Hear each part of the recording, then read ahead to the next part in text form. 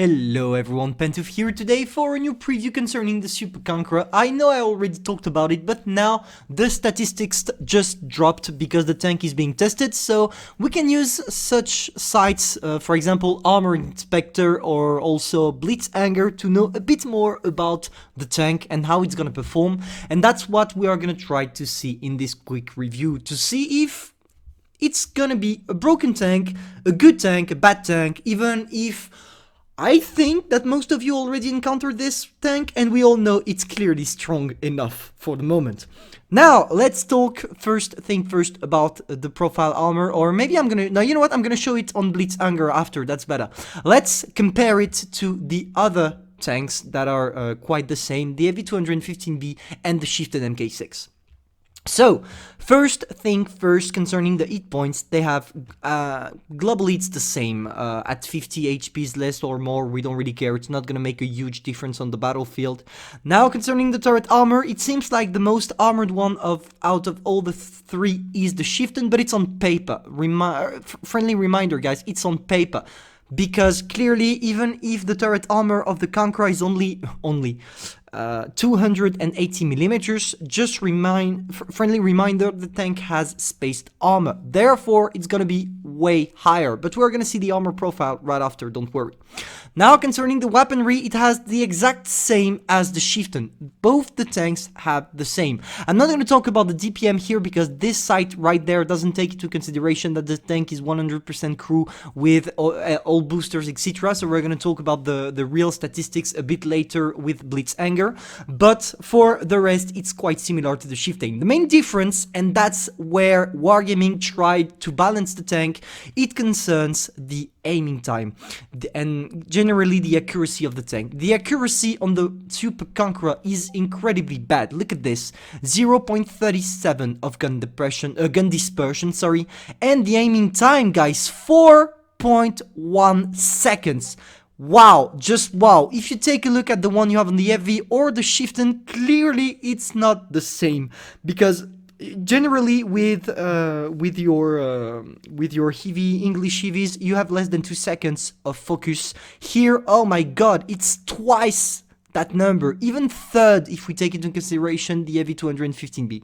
So yeah, that's how Wargaming wanted to balance the tank. Is it going to be effective or not? I don't know yet. I did not test the Super Conqueror. I don't know if it's going to be broken for the moment based on only this, but I think it's still gonna be broken because you have some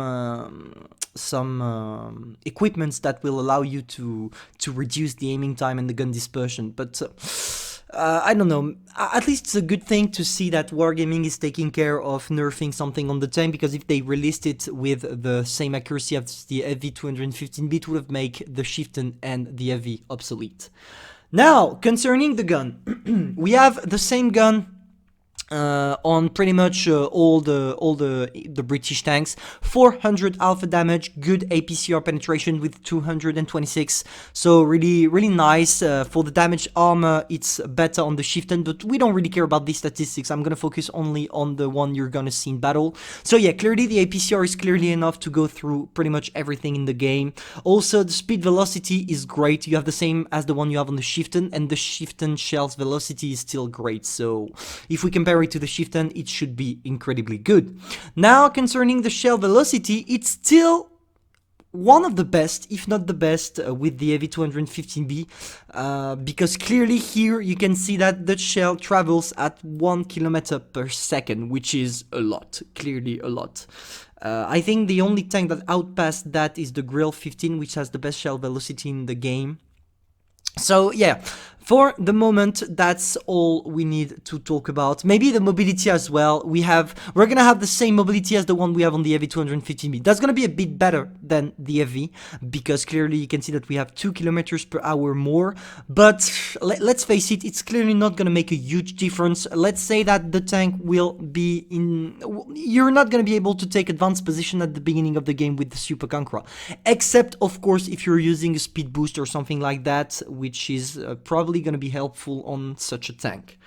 Now, concerning the turret traverse, we have 32 degrees gun angle, which are great as well. You have an incredibly good gun depression, but that was to be expected because, of course, with this kind of turret, all you have to do is just hold down, and if you hold down without gun depression, you're pretty much useless. That's why Wargaming decided to put it 10 degrees of gun depression. And the camouflage values, of course, it's gonna suck because out of all the 3 tanks, it's the heaviest, the fattest, which you can see right there. Weight is around 77 tons. And that's all for now. Now we're gonna check the armor profile, which is important as well.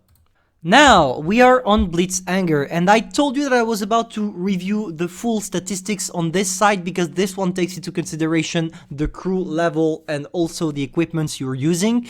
So, one thing that is outstanding concerning this tank is the DPM. You have more than 3000 DPM, as you can see right there, with a good penetration of 259. Clearly, that's gonna be horrible to be against, especially if it's in all down and you can penetrate it.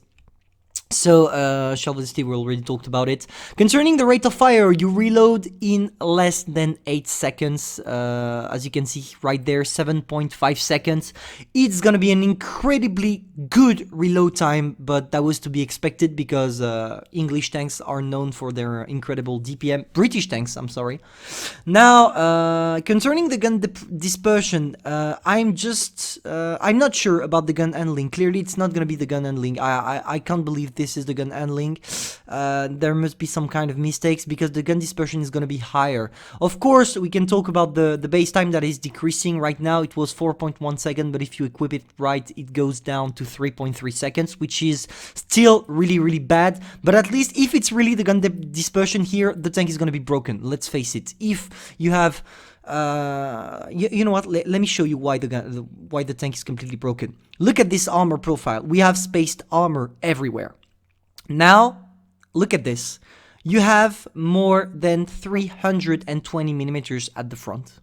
That's the upper alarm. So nobody is gonna go through.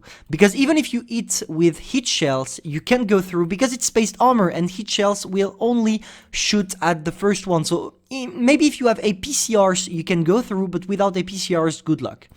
Now, of course, we have a weak point. The weak spot is, of course, the lower plate, like it's the case pretty much all the time. But now, let's have a real talk. The main problem with this tank, the turret, man. The turret. 300... that's just bullshit. 312 millimeters. 345 sometimes. Clearly the turret is extremely strong.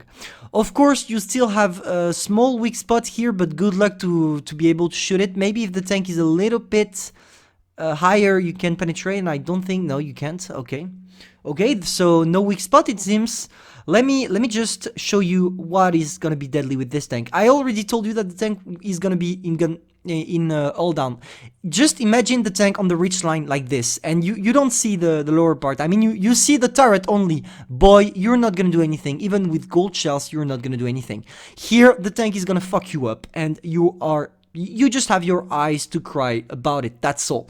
Clearly, this tank is gonna be one of the most powerful, if not the most powerful tank in all down ever in this goddamn game.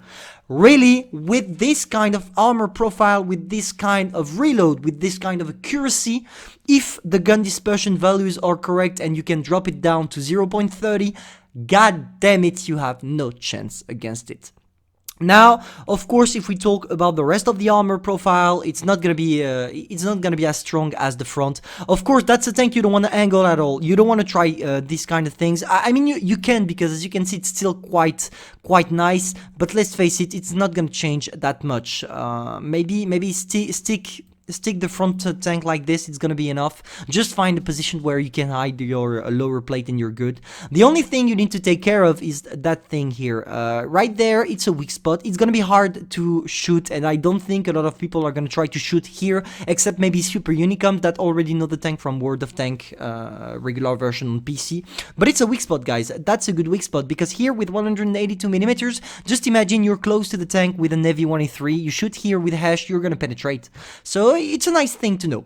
Now concerning the sides, look at this. You have 102 millimeters on the side if you shoot the skirt, so not really a big deal. Maybe you're gonna be able to bounce some hit shells thanks to this, but if you manage to just penetrate right there, it's clearly not HE proof and you're gonna be able to destroy everything.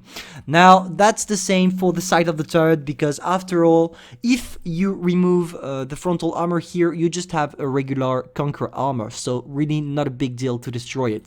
Of course, the rear of the tank is paper, so go for full HE. So yeah, if we sum up, the tank is gonna be broken, let's face it. Maybe the only... No, even I was about to say, if they nerf a lot, the accuracy is gonna be good. I mean, it's gonna be not broken, but no, it's gonna be broken anyway, because with this one you can take extremely aggressive positions and just wait for your enemies to pop out. Even if they are only at 20 meters away, if you only show your turret, they're not gonna penetrate. So yeah, that's gonna be an extremely powerful tank that is gonna come in crates, of course, because I totally forgot to tell you, but I already talked about it in previous video, but this tank is gonna be in crates. It's gonna be in crates, it's gonna be a collectible, and it's not a tech tree. So yeah, pay to win as its finest. Can you fight it back? Maybe if you try to circle it, but clearly if it's an all down, guys, run or try to circle it, but don't try to face this tank, because look at this. Let's imagine you're right there at this. Nah. If you're at this distance and you only see the turret, the only thing you can do is crying. So no, clearly you don't want to do that. So yeah, that's all for the Super Conqueror. I don't know yet when the tank is gonna come out. Maybe I expect it to be for the 7.0 update, not the 6.9, because they're already releasing the Japanese tank destroyers, but for the 7.0 update, that would be a good gift. If Wargaming is listening to this video, please don't make it in crates, but we already know how it's gonna be. Thank you all for watching. Tell me in the comments what you think about the tank, even if I'm pretty sure you all think it's broken, and see you soon.